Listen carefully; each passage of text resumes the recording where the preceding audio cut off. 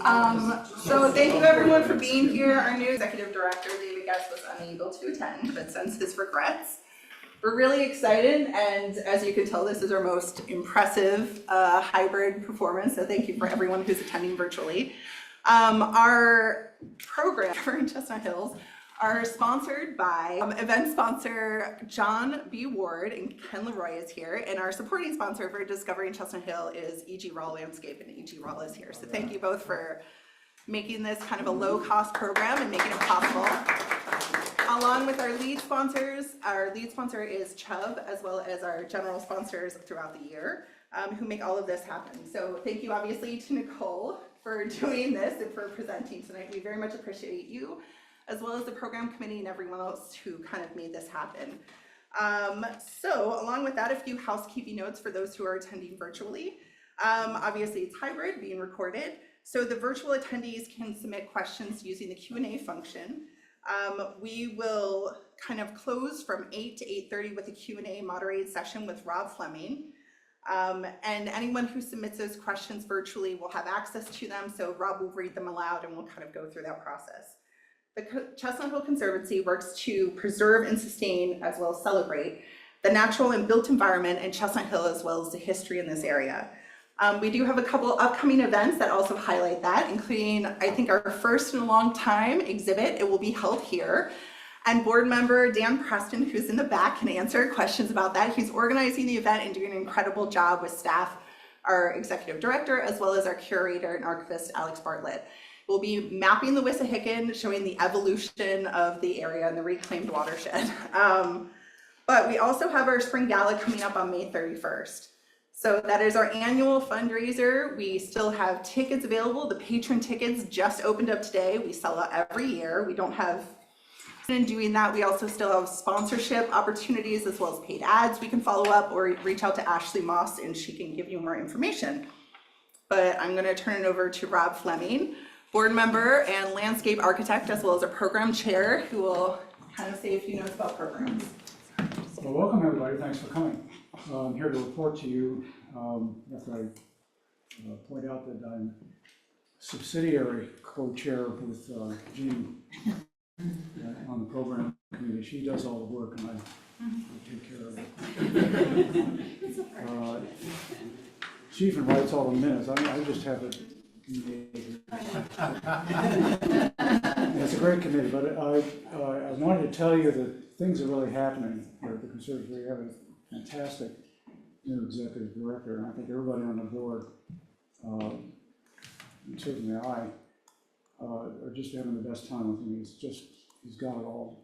And we're in the middle of doing a new strategic plan, and it's going to lead to a lot of new things. Larger horizons, not just Chestnut Hill, all kinds of interesting programs. So stay tuned with the upcoming newsletters, which Chrissy so ably writes about what's going on with that.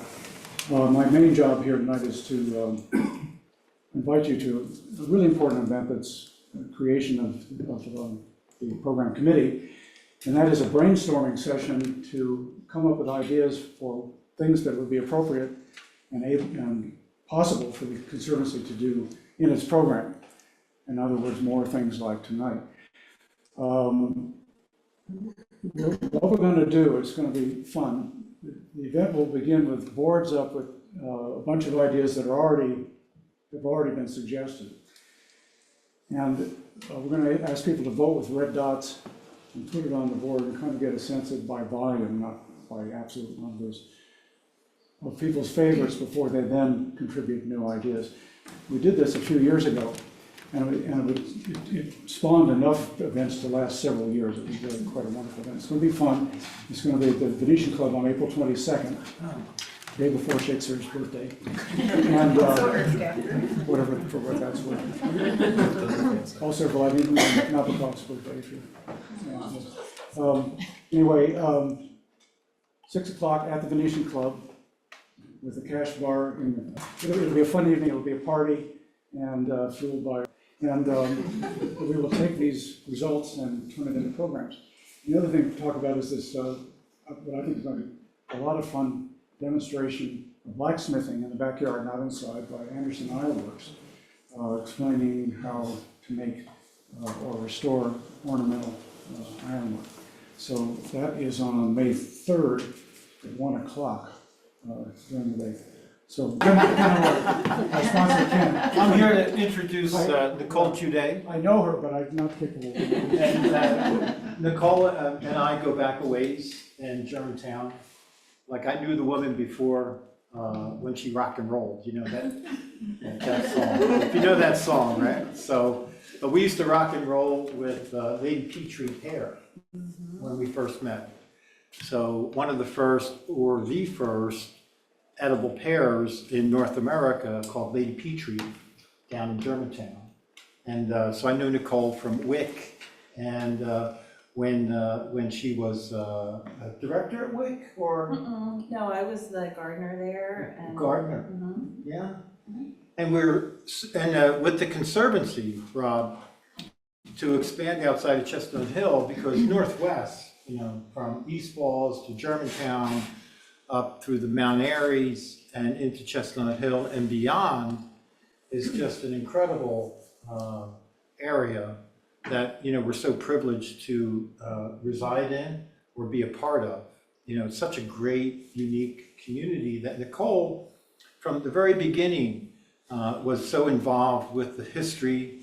We were also involved with the historical gardeners.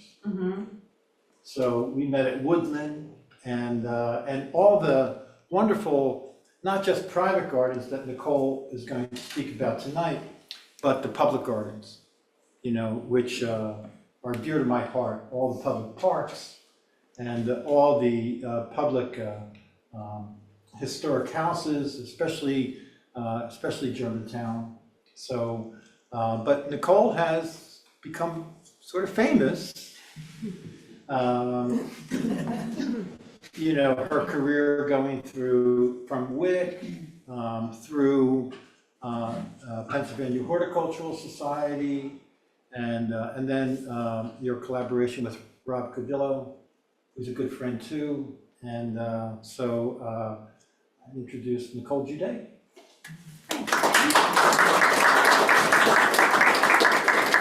Okay, so just excuse me for 1 second. Figuring out how we're going to advance these slides. Okay, thank you. Thank you.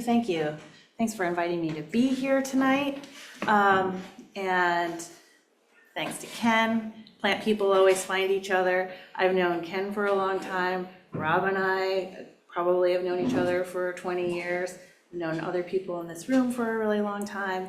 And I do think that this Philadelphia is a place that people that have an affinity for things tend to find each other and create communities.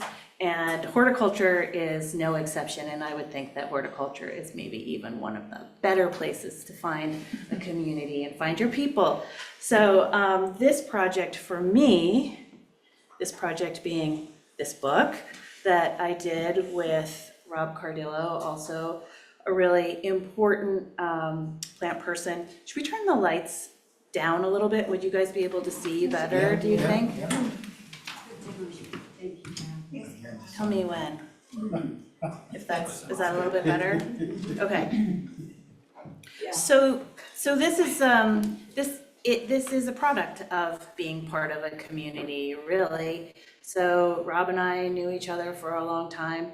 He is the most eminent garden photographer in the United States. He would not say that, but I feel very confident saying that.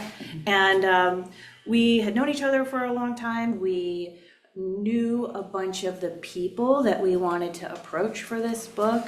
We easily met other people. We went to so many fantastic gardens.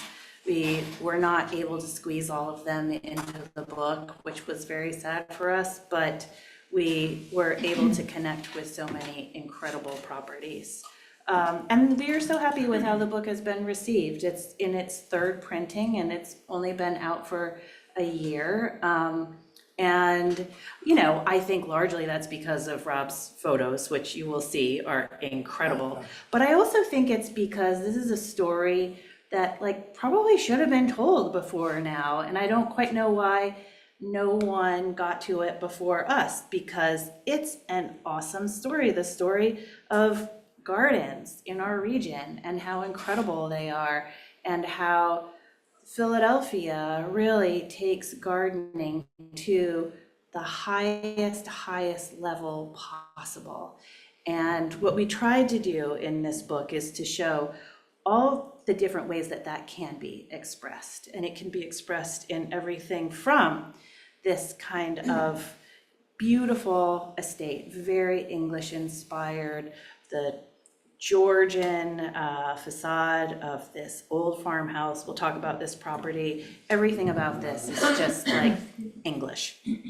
And then we're looking at gardens that where they're city gardens, urban gardens, and the material culture of the city itself is part of the garden, with found objects along with the plants and just the fabric of the city.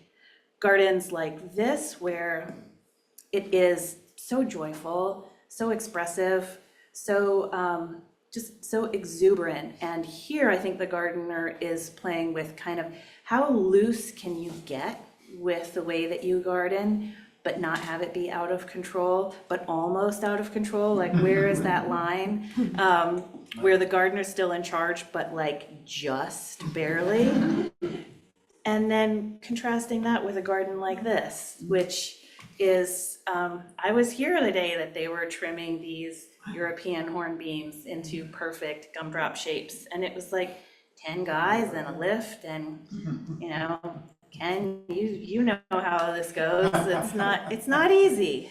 So gardens that they're just so creative. People are just so imaginative.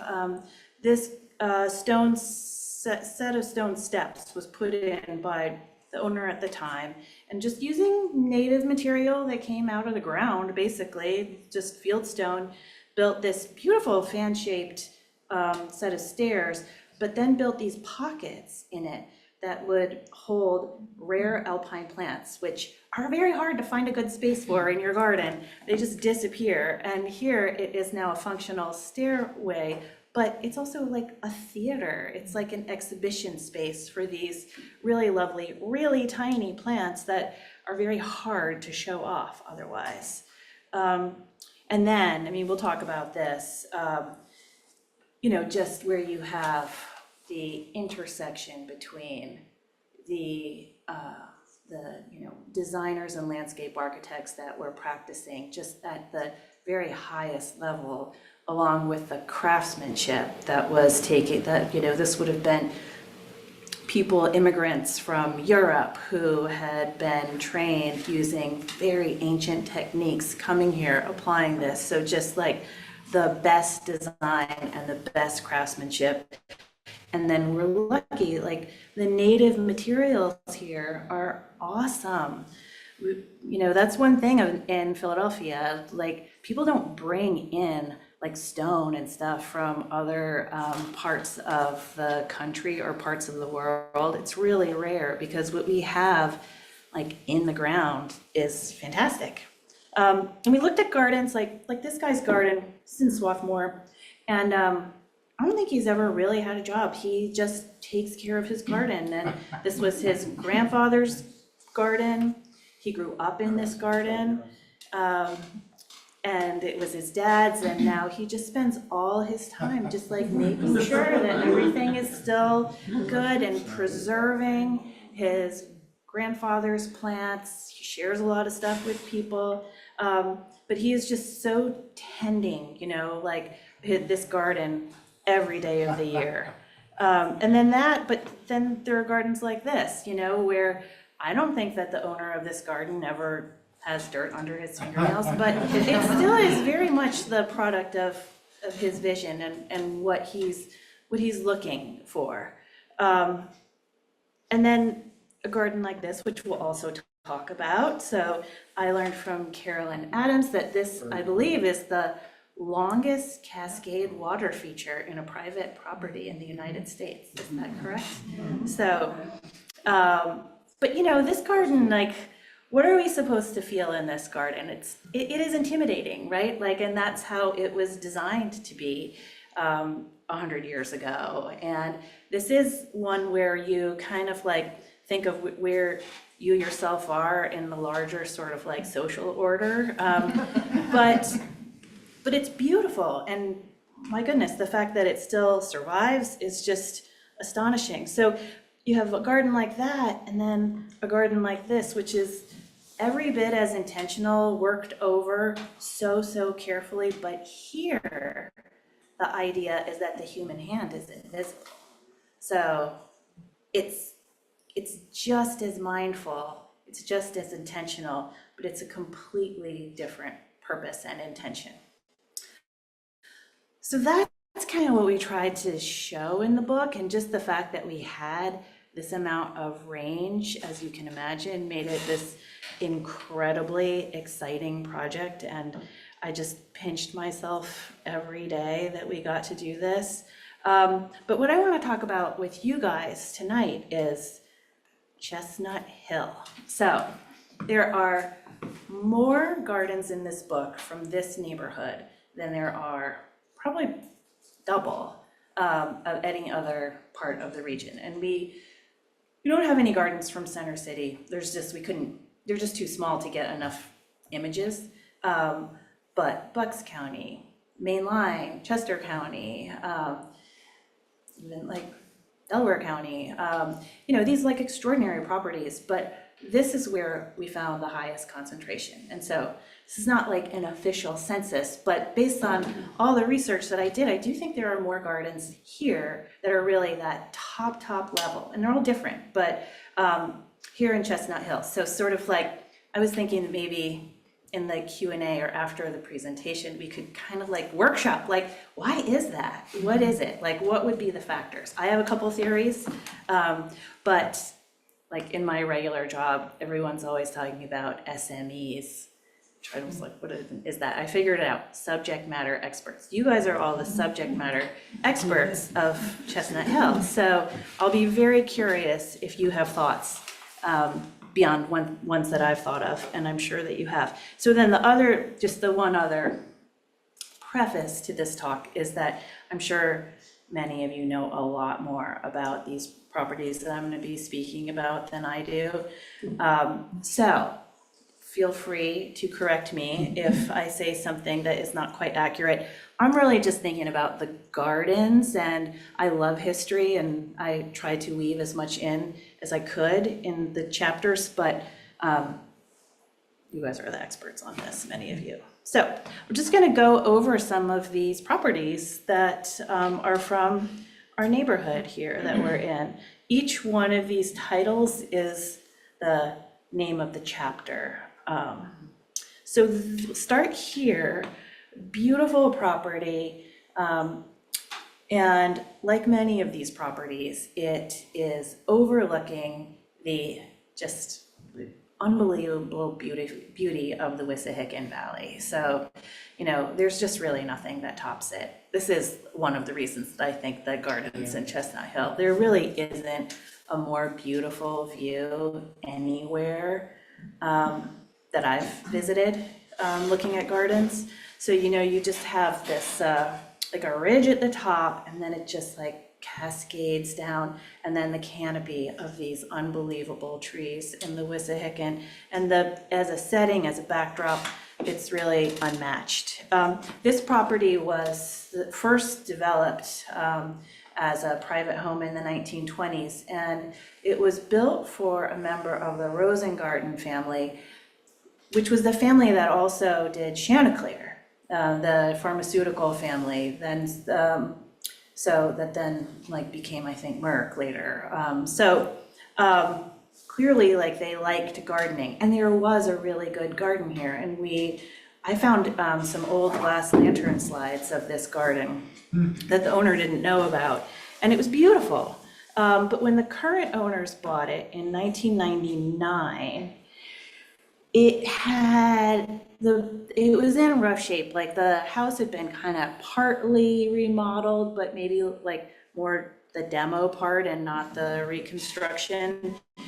And the garden had been really abandoned. Like this area, this beautiful fountain that is surrounded by a low seating kind of wall. I don't know, it's maybe like 20 feet across. It was so covered up, they didn't even know that it was there. I mean, all these wonderful features, retaining walls, like staircases, all these fantastic built elements of landscape architecture. And they didn't know for a couple of years because they were so focused on getting this house habitable. They had little children, like they had really bitten off a lot with this project. So when they started kind of clearing away all the layers of leaves, it was like, oh my goodness, look at this. But here you can see just what this landscape is like, so it's high, perched up high, and then it just rolls down. The house is a Willing, Sims, and Talbot house in kind of a French Norman style. The facade is very flat. It's hard even to appreciate how flat it is. Even the doorway, really, there's almost no relief to it at all. So it's quite austere looking, and the owners have really done a lot to sort of soften it and make it feel a lot more welcoming. And part of that is through containers and pots, and there are hundreds and hundreds, like an overwhelming number of pots to take care of and water. But a lot of what the owner does is plant these with perennials, which is smart, and herbs, and so it's not necessarily replanting things like seasonally the way that you might for in other situations. So the front entrance has like this very large forecourt, which had just been dead boxwood when they moved in, just kind of too large, too flat, and then with the flat front of the house. So they had that idea of putting in a pretty large oval, so now it feels like a carriage circle, even though that's not historically what it was. But it is a way to soften it and to just make it like more color and more interest. And I've also planted the inside perimeter of this forecourt. And then the main thing that this family loves is vegetables. They grow almost all their own food in the summertime and freeze everything. And, they really kind of live off the land here right in the neighborhood. And they have done a lot with making both a highly productive garden, but also one that's highly ornamental. It's very hard, in my experience, to have a vegetable garden that is both, but in this case, it is both. And they've turned it into this cool, like, living space too, which is pretty great. So, and it's, I don't know if you can, it's hard to tell here, but they have these great lights hung up, so it feels like a party, like a vegetable garden that is also a party space, which is how they use it too. And really the only way this is possible, because it's right up against the park, which also means like there's a lot of animals that are coming up here, but where they put this vegetable garden was on an old tennis court.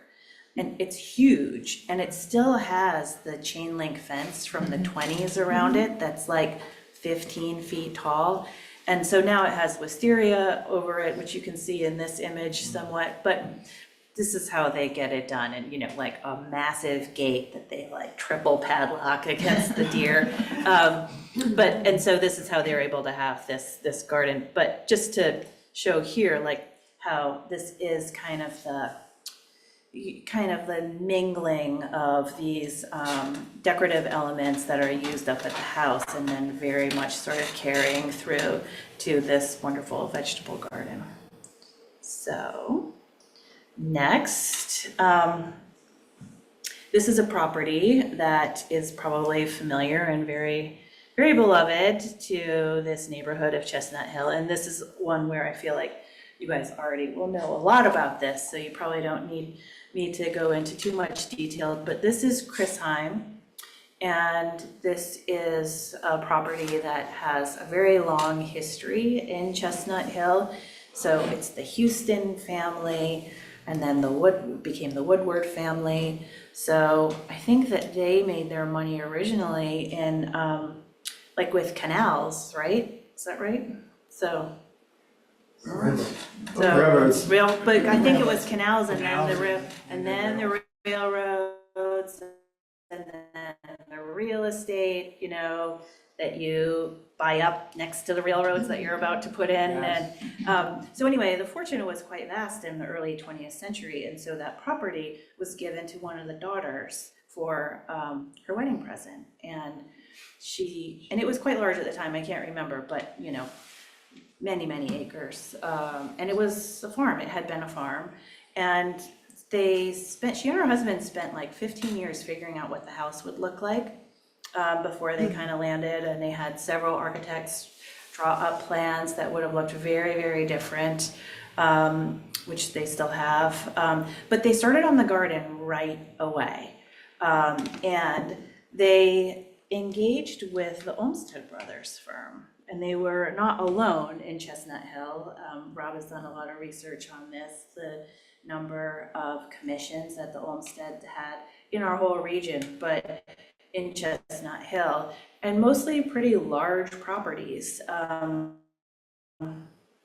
And so, you know, this garden it has a lot going on. It has sculpture, it has a lot of water, it has incredible stonework, you know, railings, paths, different terraced levels. But what was important to the Olmsteds and important to this family too, the Woodwards, is they had they had the same sensibility, which is that anything that was added couldn't detract from the natural environment. That really is what is special about this property and about this area.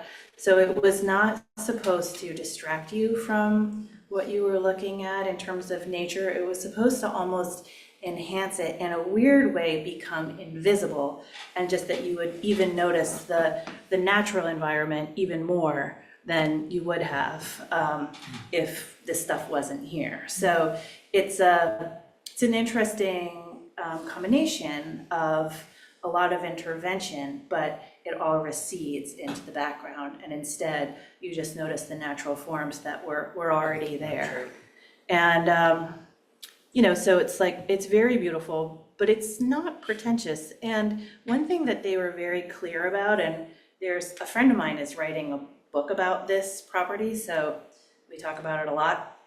And he's going and looking at a lot of correspondence and has forwarded me some of the cool stuff that he has found. But the Woodwards are very clear when this garden is being built that this is not a flower garden.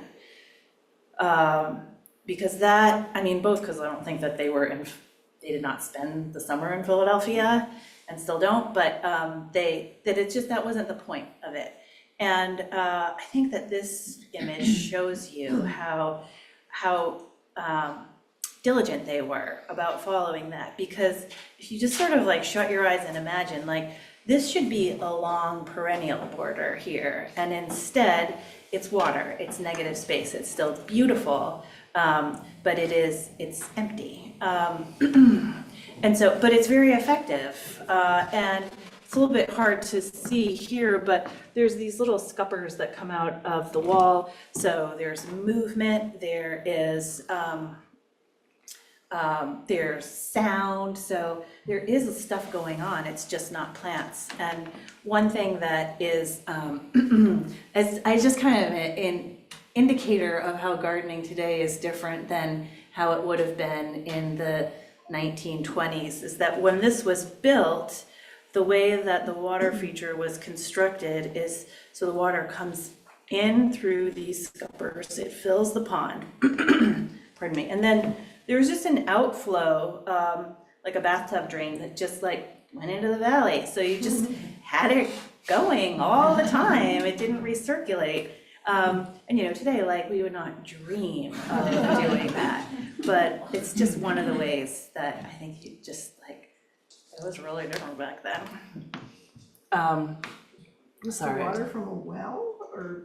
I don't know. Where did it come I from? think it might have been city water, and it was, it was when you didn't really care about like how much coal it was taking to heat your house, or like what some, some people, it didn't feel wasteful, it just felt like a resource, that was probably pretty cheap and just no big deal. So, so again, like this is probably one of the most like flowery areas. It's just a long walk, double Annabelle hydrangea border.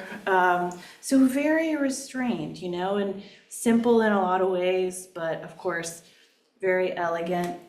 This set of stairs was for, there were 39 full-time gardeners for this property.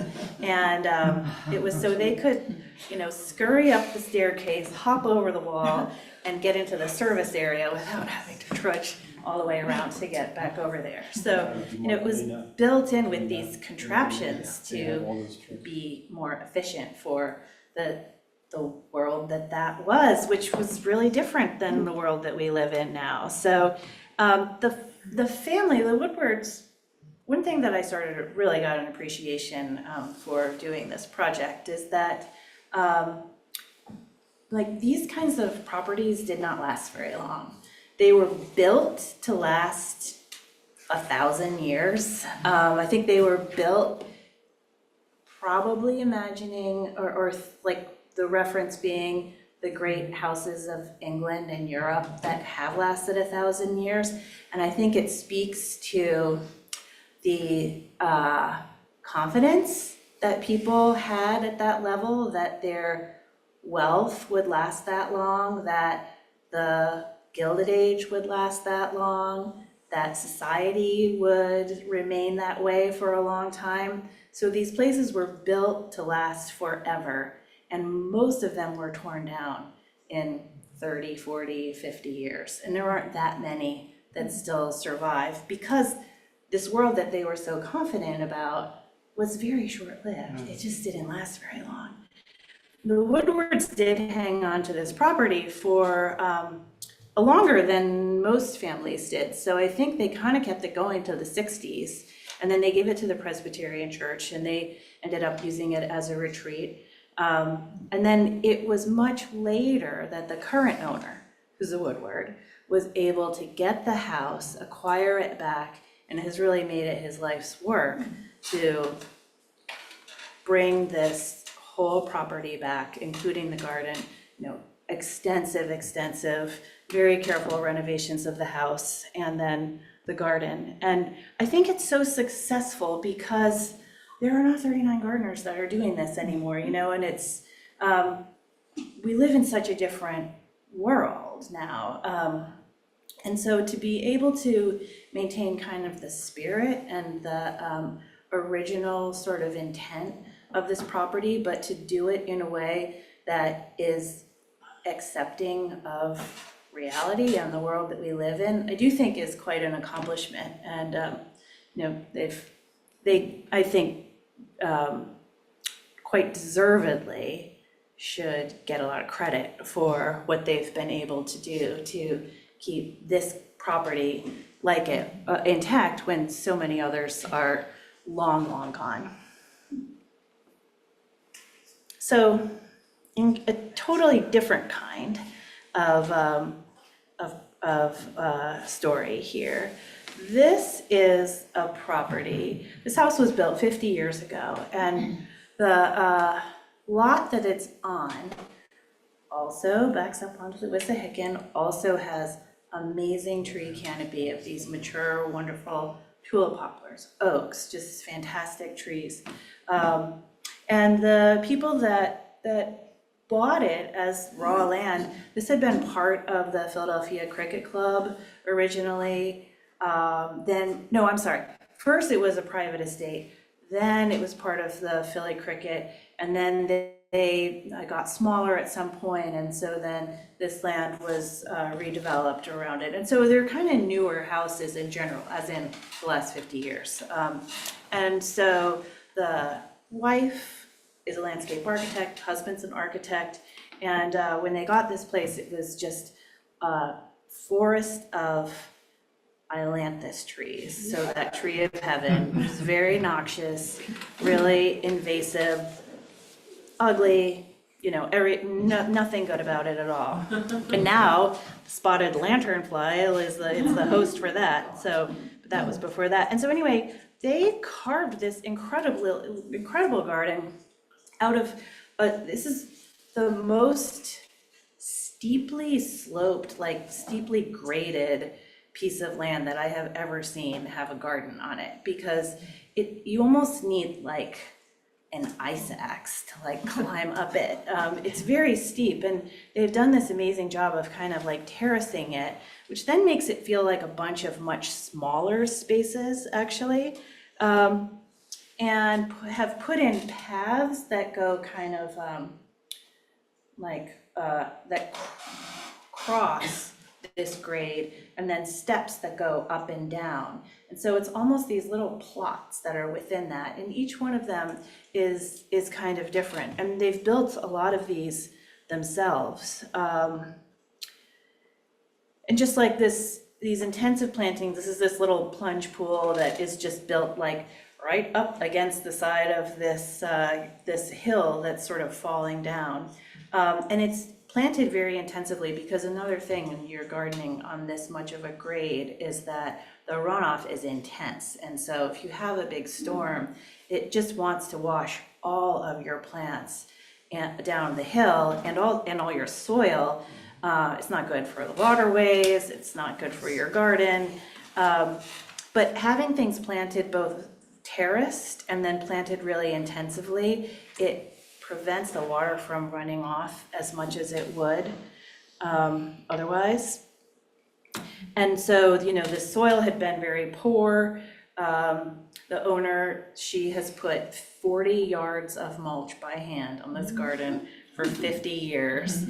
And now she compares her soil to chocolate cake, which I thought was such a good association. And she doesn't fertilize, but she also doesn't let any material leave her property ever. So leaves, branches, it all stays there. She has about 20 different varieties of dogwoods. But if you ask her, like, her big thing, it needs to be an ecological garden. And yet, this is a modern house, and it was designed to really have a lot of interaction between the inside and the outside. And it's not a native garden, because they're really, in terms of evergreens and things that have winter interest, there are some native plants that are evergreen, but the range is really there with mostly Asian plants, especially a lot of conifers. So she uses plants from all over the place, but she uses a lot of native plants and kind of tucks them in some cases even behind things, so they're not really visible, but they're there for the ecological benefit. And here you can see how how dense this garden is planted. And it's also what makes it possible to maintain, because it's a strategy to really not have to weed very much. Like, the plants themselves are kind of act as the mulch and suppress the weeds. So it's an extraordinary garden, and it is super kind of intense, and it's like everything is right here when you're walking through it, but it's fascinating. And then something that's so different. Here is a property that was attached. It was to Chrisheim. This was part of the farm where the house was a barn, which I'll show you, and this is where they grazed cattle for a certain amount of time in the 19th century.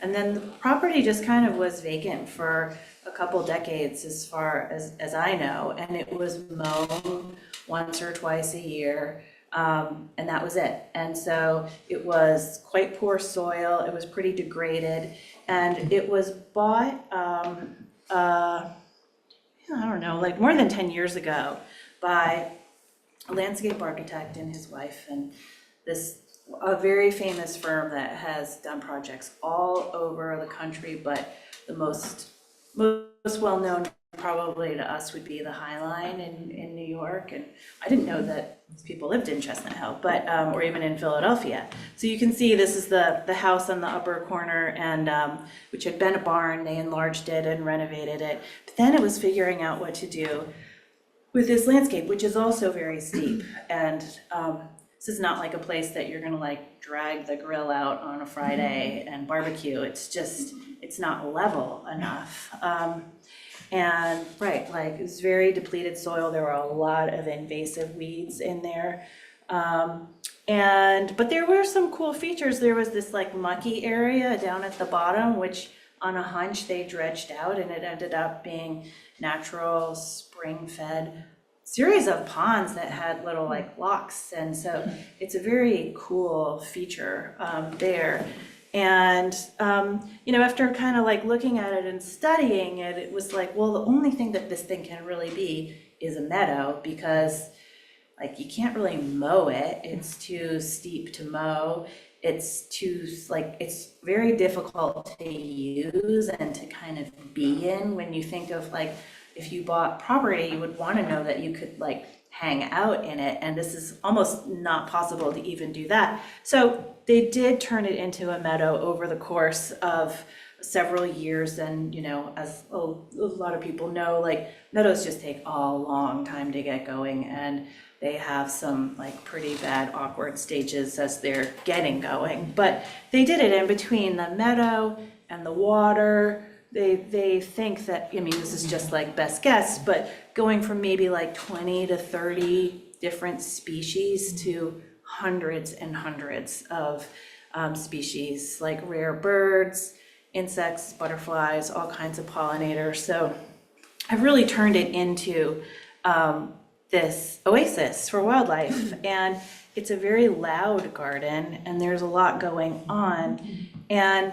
the thing that they explained to me that was so cool, when I was looking at this, I was like, I'm not seeing how this is the same person that designed the High Line at all. But then I realized, like kind of afterwards, that because they were talking about how this is a garden about time. And if you think like some things can be experienced all at once, like a painting, or a photograph, and then other things can only be experienced sort of in moments, like music. And this is more like that, where it takes a lot of time to go through this garden. They've put now a series of paths and switchbacks, and the way that it's gardened is that at these intersections, there's sort of like more delicate, interesting plantings, and then the more wild meadow around. And it just changes all day long, all seasons, even year to year. The colors are going to be different. Plants move the way that they want to. There's different animals, there's different light. And you never see this garden all at once. You only see a section of it at a time. And so you end up with this whole experience.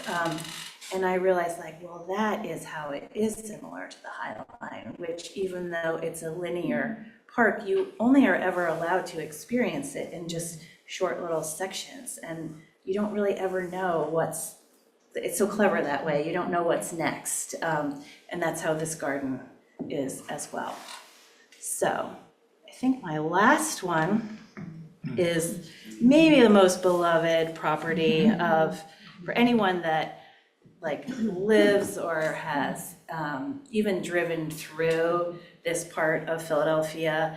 I know that when I moved here, I was for like years like, what is this? This is amazing, but I've never seen anything like this. So this is Erdenheim Farm, which is a pretty remarkable place. It's been continuously farmed since the 1680s. And when you think of that being contiguous to a major city, like that is impossible. And this piece of land was first purchased from the Lenape. And I saw the little kind of like the bill for that, where it was kettles, guns, shoes, and tobacco. And it's been a farm ever since. And I never knew this. White marsh is because of this white mist that settles on this actual farm. I know, I had no idea. So like it was named this in the 1680s because of this property. So probably the most famous time of this property was in the 1800s. It became famous for these really successful thoroughbred horses that won all these races. There's a seam of limestone that goes underneath this property, as well as Flower Town, which, like limestone is good for grass. And so the grass that was growing here was good for horses. It really supported these horses to be so exceptional. So again, just unbelievably cool history. And then all these features that, like this 5-bay bridge designed by the Olmsted brothers again. This property had a lot of different people working on it, but always the highest level landscape architects of the time. So this was the Widener family. They made their money in the streetcars, street railways.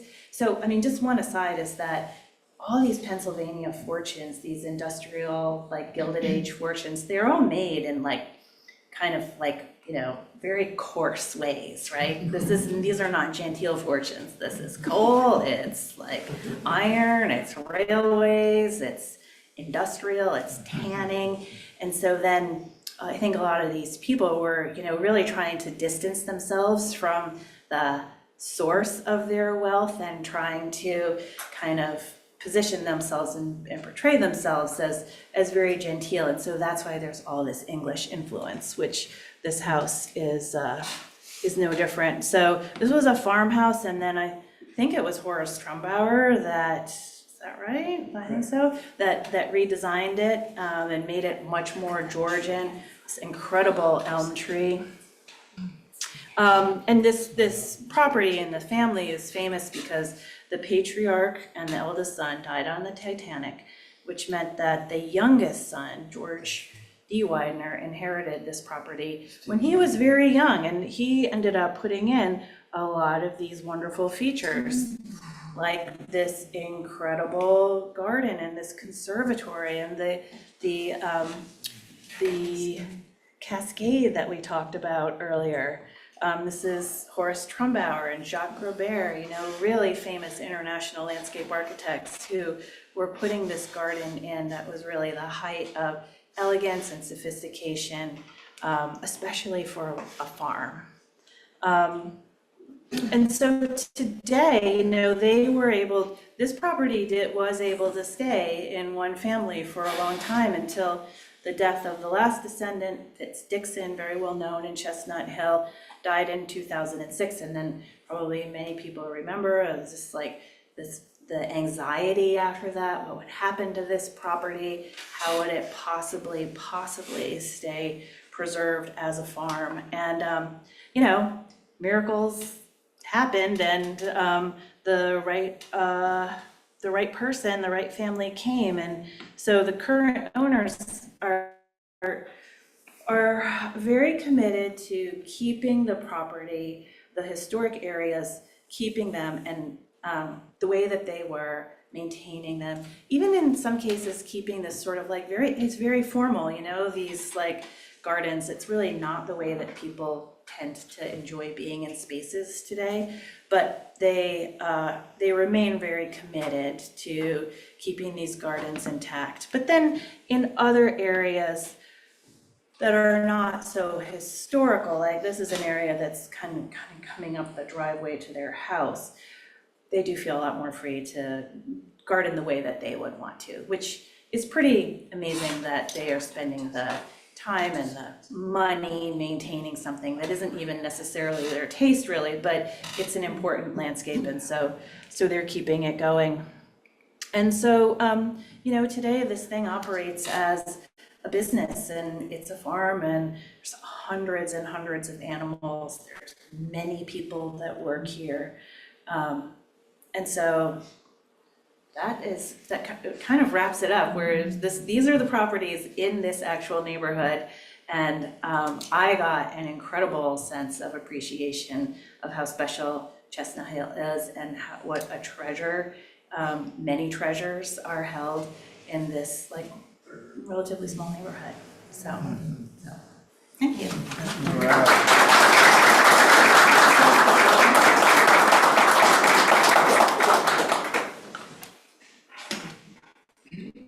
Well, I would like to invite questions, not only from folks here in the room, but those listening in. And if you have a question and you're not here, put it on the chat and I will find it on my phone. Any question in the back? So the longest cascading natural feature of a private house, that was Widener. If I have my story correct, it would have been his grandfather who drowned on the Titanic, right? Was it his grandfather or his father? Well, it was his father, then it was his father and his brother who drowned, and his grandmother also drowned. Oh, we did. So the owners of, his grandfather would have owned Glenwood Hall, right? And his wife drowned as well. So it's interesting, I find it fascinating that he would put the longest cascading water feature. Oh my God, I mean, yeah. it's like shocked me, I'm like, wait, really? More water. Wow, you're funny.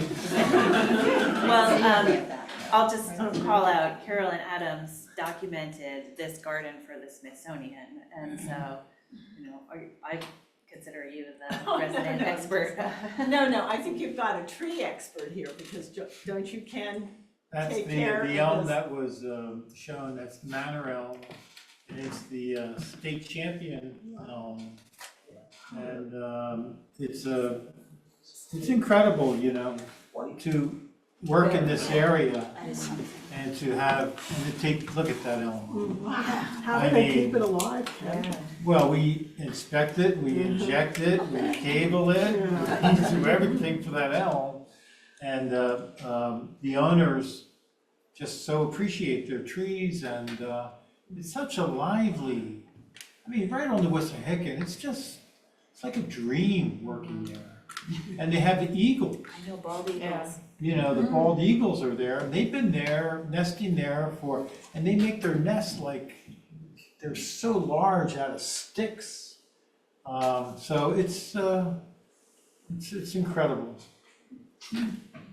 Well, I wasn't kidding. That I am curious what you guys think of why there are such incredible gardens in Chestnut Hill. One thing I think is the Wissahickon, and that view into the valley is the prettiest natural feature anywhere in southeastern Pennsylvania, from what I've seen. But I'm sure there are other factors too. Well, Rob can talk to that because of the families that control the real estate, so it was urban planning, by the family, by the Houston family. So they owned the real estate, and they hired the architects and. They did. They were great followers of the English Garden City movement. And if you compare a map of Chestnut Hill of any one of the garden cities that was actually built, it's the same scale, the same idea, a place that's remote from the city, served by railroads mainly, connected to the city, but in the country, with a village, with some manufacturing and businesses, and lots of green. And it came together quite intentionally on their part. They owned an enormous amount of land, not only in Chestnut Hill, but Roxborough, which they unfortunately didn't develop until the 1960s, and so they didn't have the same commitment to good architecture that the Houstons did in the early part of the last century. But you're right, it wouldn't have turned out quite like it did if not for this very wealthy and very committed family. There were 4 siblings. Sorry, there were 3 siblings, one died, and each hired the Olmsteads to do something. Drew Moore here, for example, did not much. They got fired from that job and it wasn't built. But Stonehurst was quite wonderful, bigger and in some ways as important as Chestnut was. But the most detailed one, of course, was Chestnut, and it's the only one that survives. Interesting. Does that answer your question? Yeah. Cover? Yeah. Your hand went up first before, I'm sorry. Yes, these are absolutely amazing, and although they're private gardens, are they in the Nature Conservancy or the Garden Conservancy and open maybe once a year to the public? Some are, and some have been, and some, the Hardy Plant Society, some of them are occasionally on those tours, and then also the Garden Conservancy. Okay. So, Yeah, because I'm a member of the Garden Conservancy, and there are so few gardens in this area, which is crazy because it's the garden capital of America. they're not that active here, you know, it's a lot in New York and Compared to Connecticut. Connecticut and New York. Someone should make that, Anybody, get that going. anybody online wants to ask a question? I have a blank. There's, George added a few, are you able to see them, the No. questions? If you click on the Q&A. Yeah. Hold on, yeah, I'm going out right now, I see it, put my glasses on. So, no, these are people asking how they can get online so far. Well, here's George McNeely's question. Are there some characteristics of Philadelphia art gardens that distinguish them from those outside other major East Coast cities? That's a good question, George. Yes, I think so. You know, part of it is that, I'm gonna answer it a couple different ways. Philadelphia is considered the southernmost city of kind of the northern gardening range and the northernmost city of the southern gardening range. So what we can grow here, like if you just think of the plants as medium, we can combine things and we can grow things successfully that a little bit north and a little bit south, you have a more restricted palette, so to speak, of what you can work with in terms of plants. We do have, I mentioned this earlier, but this incredible native stone, like the Pennsylvania fieldstone that's out like west and southwest, and then the Wissahickon schist that so many of our homes are made of here, mine is, and the stuff is plentiful, it's easy to work with, it's beautiful. So when you think of gardening as like, you know, 90% of it is hardscaping in a lot of cases, and we just have this material that just you can do anything with. So I think that's one thing. But also I did allude to this, but it is such a strong English influence in Philadelphia when you're talking about historic properties. So different than even like if you go to Delaware, where it's all French influence because it's the DuPonts, and it's also the Catholic influence as opposed to the Protestant influence, and in general, Protestant sort of sense of like decoration is just more restrained. And so Philadelphia, when I think of Philadelphia gardens and architecture, it's like somewhat more restrained than some of the places where like in Delaware, where there's sort of this like more Baroque almost type of influence. And then I also think the Quaker influence, I see that in gardens in Philadelphia, even though, you know, Quakers are not the dominant like religion or like social group in this region at all. But there is something I think that still is maintained both in the simplicity of a lot of the ways that people use gardening. And I also think this like relationship to nature still you do see a lot in Philadelphia. And it's like, you know, you can, like with some of these properties like Chrisheim, you know, you don't need a lot of stuff between you and the natural world, and that sort of idea of nature as being the portal to the divine and people's relationships with nature and how that has a spiritual element to it for many people. So I could go on, but those would be sort of the ways that I see Philadelphia being distinctive. I have a follow-up question from George and a comment. First, a comment. He says that his grandmother, referring to Widener, was Eleanor Elkins Widener, and she did not die on the Titanic. I knew someone with. Sorry, that's George. And then he has what I think is an interesting question. Fascinating observation that gardens are experienced through time, like music. Does she have further thoughts on that? Does Nicole have further thoughts on that idea? Well, I mean, honestly, that's not something that I ever thought about before. And I do think that there are gardens that are not about time, that are more like a painting, that you really are more to be seen than to be experienced, if you know what I mean. Like, not to be engaged with, but just to be sort of like visually observed and to be seen all at once. And then there are gardens that aren't about that at all, that really are about just being immersed and having many different experiences while you're in them. And I don't think that one is innately more interesting than the other, but it is one of the things that sets different kinds of gardens apart. We were talking earlier about, here I am blanking on the name again, tell me the gardener we were talking about. Claudia West? Claudia West.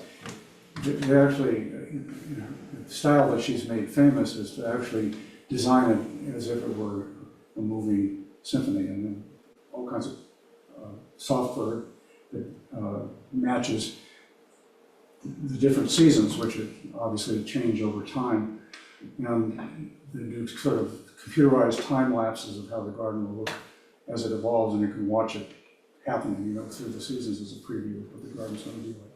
There's a special term for it, which I'm forgetting, but it's a very dense, orchestrated, literally orchestrated sequence, if you will, on the landscape, which is aided very much now by computers. Any other questions from the room? Yes. Hi, thank you so much. This is fascinating. My question is less about the gardens that we saw and more about, you had mentioned that you weren't able to use all of the gardens and all of the material that you gathered, and also that this is the third printing in a year. And so are there any plans for follow-up, or any ways that you're planning to integrate some of the material that you weren't able to use? Well, I mean, we could easily do a volume 2, but I almost think it would be more interesting to do that in like 10 years, because I just feel like everything is changing very quickly right now. The way that people garden is changing a lot. What we can garden and how we garden is changing. We can grow things that we couldn't grow 20 years ago. We can't grow things we could grow then. And so I do think of this book as a moment in time, like this is like gardens from 2022 and 2023, and I think like gardens in 10 years, they will just be different, and I think it would be cool to have that documented, to sort of how things have changed. And not that I think that anyone is going to refer back to this book in 30 years from now, but I do think it's kind of interesting to sort of see, like, use it as like a pin, like this is what it was like at this moment. So, but such good gardens, such incredible gardens in this area, and it would be, there is room for multiple volumes, so. I have a question from Kate O'Neill that I know the answer to, but I'll let you answer it. Are you a gardener? I am. I'm a pretty rabid gardener, home gardener. Your garden was in the Inquirer recently, this past winter, right? Or was it in the It was PHS in the Grow? PHS. I did an article about my garden that was in PHS magazine, which kind of cured me of ever wanting to write about my own garden. It's much more fun to write about other people's. So I didn't enjoy that so much. But yeah, but Rob took the photos, so it's really, they turned out great. Kate also asked what launched your interest in gardens? Well, I will say that I grew up in Illinois on a farm. It was the country, but there was not very much gardening. And I came to Philadelphia because I got into master's program for textiles when it was textile, now it's Philadelphia University. I did this whole textile design program. But then when I got here, I saw gardens for really the first time in my entire life. Like, I remember going to Morris Arboretum and just being gobsmacked. Like, I didn't know that this existed. Like, I had never seen anything like it before. And I kind of realized like I was in the wrong field. I just like, this was so much more interesting to me. So I kind of like gradually got out of textile design and started, and I bought a house, and I was in my late 20s then, and I didn't know the name of anything. Like, I didn't even know what a U was. But I was like, pretty sure this is ugly. I'm not sure why. And so I just started teaching myself, and I never got educated in horticulture, and that would have been cool to go to a program like the Barnes. But the other thing is you can teach yourself, and other people can teach you this, and you can learn by going to other people's great gardens. So, and I'm still learning, and but I just was really captivated by what you can do in a garden with plants, and how beautiful it is and how fun it is. Your photos are all perfect, of course. What kind of camera do you use? Well, these are not me. Okay. This is Rob. Rob, and I don't know. I mean, he could go into great detail, but one thing I didn't appreciate is that there's like 10 or 12 minutes in the beginning of the day and 10 or 12 minutes at the end of the day that are really good for photography, where you have the light coming at the right angle, and then so it's this tiny amount of time. And so one of the things that makes him such a good photographer is that he'll set up a tripod and just hang out for a really long time.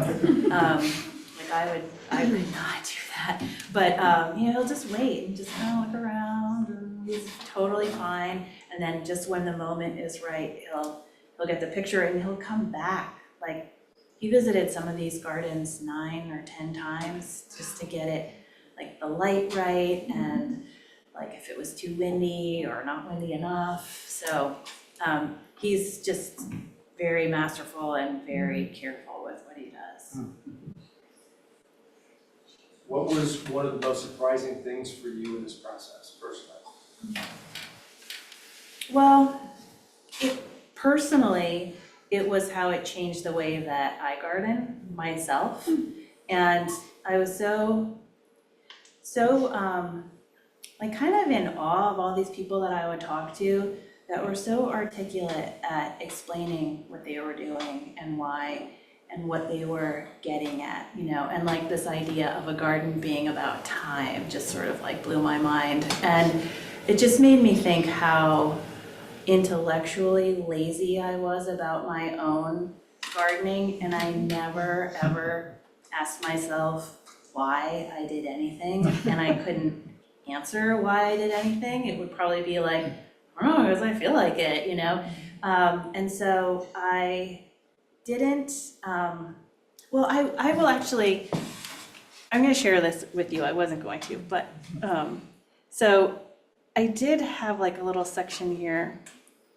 I'll just go through it really quickly, but like what I learned in my own garden, so these are just some pictures. And when I was doing this project, I was like, well, I should start asking myself, like, why do I do the things that I do? Like, why do I collect this kind of plant instead of this? Why do I, 2 years ago, I dug out a whole section around my bird bath, and I turned it into a bog garden, and I planted all carnivorous plants, and no like real rational thought about why, except I thought it would seem cool. And then I realized, like, oh, from this project, like, no, it's subconscious, but I'm doing things because I like this idea of like creating little worlds, like little miniature worlds, and these little universes that you can create in a space. And then I started looking at my garden and realizing, like, that's why I have all these circles, like everything is a circle in my garden, because I like this idea of worlds. And then, you know, even just like these silly things that I have in my garden that I had just picked up because I thought it was cool, it's like, oh no, because it's this idea of a world. So that's the final part, but that was the biggest surprise for me. And I kind of share it because maybe other people, I think I just take myself very seriously as a gardener. I was, you know, I'd go to places that were so amazing, but I think there was more to it than I was giving myself credit for it, and maybe that's the case with other people too. So. My battery's running out, so if anybody out there has another question, I think they've all been. May I ask, how many of the gardens have to be deer-proofed? Did you notice that in your? Yeah, many, right? Except for the ones that are really in the city, like mine. I don't have deer because I live in Germantown, but yeah, it seemed like it was a combination of fences, including in some cases those like cattle grates around across the driveway, those bars that deer can't walk over, spraying with like a rotation of different substances that are unappealing to deer. And then like people had dogs too, that seemed to help. So, but it was like some combination of those that seemed to make it possible. How are we doing for time, Chrissy? We're good. We could probably take a couple more questions if anyone has them. But also just briefly, thank you again, and I do think people are gonna reference this book in 10 years or 30 years. Go ahead. I have kind of a loaded question. What is the future of these properties? Well, you know, That's my question. gardens don't usually outlast their owners. Like that's just the nature of it. And they're very ephemeral, you know, just like plants are ephemeral, gardens are ephemeral. And I think that's one of the things that makes me feel good about doing this project, because at least like they are preserved in some ways, but gardens just change so much, and it's just, you know, in 10 years some of these gardens won't be here, but then other ones will be, you know, there'll be new gardens. But you know, you think of a place like some of these very large, complicated properties like an Erdenheim farm, like I don't know who would want to take that on as a project, you know? Are there easements? Are any of them under easement? Yes. Erdenheim is, but there's the White Marsh Foundation over there too. So when the property was kind of divvied up after Dixon, part of it was sold for the hill at White Marsh, right? And then the White Marsh Foundation has like 17, maybe 20 acres there where the boardwalk. And then Erdenheim Farm, they had some, they do have easements, that type of thing, but you know, you gotta wonder about a place like Erdenheim and who would take that on in the future. But the McCauslins themselves are just so great stewards of the land, you know. Carolyn, you were about to. I was gonna ask, in the owners of these gardens in your book, were all of them intensely, you know, involved in their gardens, or were you able to, you know, maybe you weren't able to meet some of the owners? But I just wondered how passionate were the owners?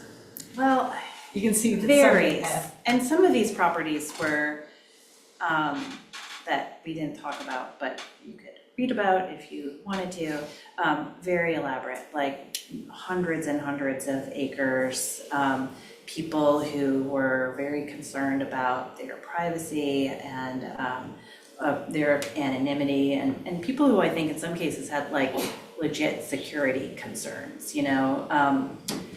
And so it was kind of intriguing to me that they even wanted to be in the book, and a few people insisted on anonymity, but not many.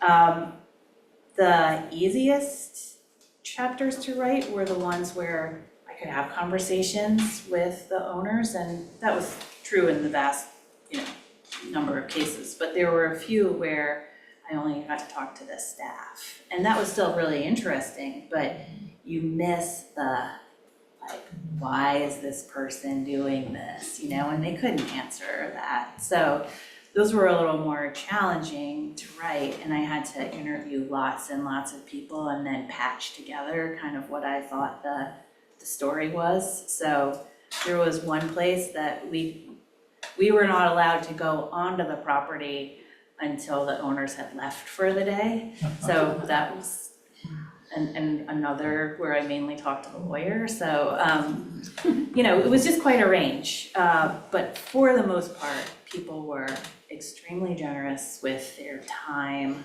People were a little nervous, understandably, because, you know, you're like letting someone else tell your story, and I was very aware of that. And it made me nervous too. I was trying to do a good job of that. But people were pretty kind about that.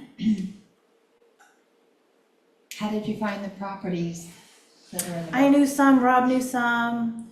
I mean, just kind of like our horticulture friends, you know, and it was really easy. That part did not take very long at all. These properties are absolutely fantastic, and we're so blessed to have them close by. If we can't see them in person, we can see them in the book, right? My question is, for someone who has maybe a 10 by 10 foot plot, right, or a small urban, like, what could we take from these absolutely world-class gardens and apply it to a very small, modest little garden in a backyard? Well, I do have a thought about that. There are so many different styles of garden that I think you could probably flip through the chapters and just find the one that you like the best. It doesn't matter if it has anything to do, if there's any analog to the space that you have. And then just try to figure out what it is that you like about it, and then think about how you could interpret that, not literally, but just that sense, you know, that feel, like how you could make that happen. But I have like often hoped that this book could be something that was like a jumping off point for someone who maybe wanted a garden, to be like, that's what I like. And then that's all you need, you know, then you're off and running, so. Or you could hire a landscape architect. Do we know of any?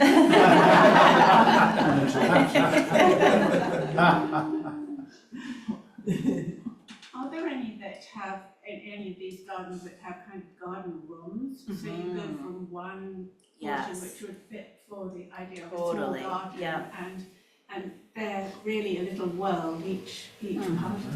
Not so many of the ones that I talked about, but yeah, Right. some of these are just some unbelievable, like each space is something completely different from what is before it and after it, so. really. Sort of like Sissinghurst. Yes. Christine has named rooms. Yeah. I didn't know that. Anybody else? Okay, well, I do have some books if anyone would like one, or if you just want to like sit down and look through it, that's totally good too. You don't have to buy it. But yeah, I'm here if anyone would like one. Thank you.